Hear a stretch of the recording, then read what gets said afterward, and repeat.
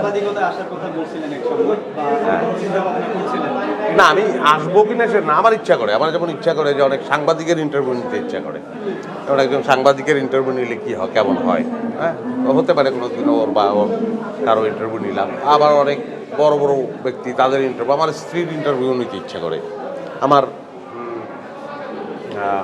খুব কাছের বন্ধু, তাদের ইন্টারভিউ নিতে ইচ্ছা করে। এই ইন্টারভিউর মধ্য দিয়ে অনেক কিছু আবিষ্কার করা যায়। আমি একবার কক্সবাজারে বান্দরবনে বাচ্চা দুটো ছেলের ইন্টারভিউ করেছিলাম আমি, এটা আমার মোবাইলে আছে, খুবই ইন্টারেস্টিং ইন্টারভিউ।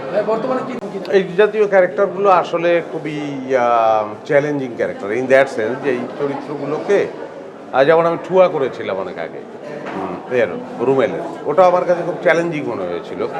এই জন্য যে অ্যাক্টিংটা একটু এদিক সেদিক হয়ে গেলে মানুষ এটা বিশ্বাসই করবে না, কারণ এই চরিত্রগুলোর মধ্যে কিছুটা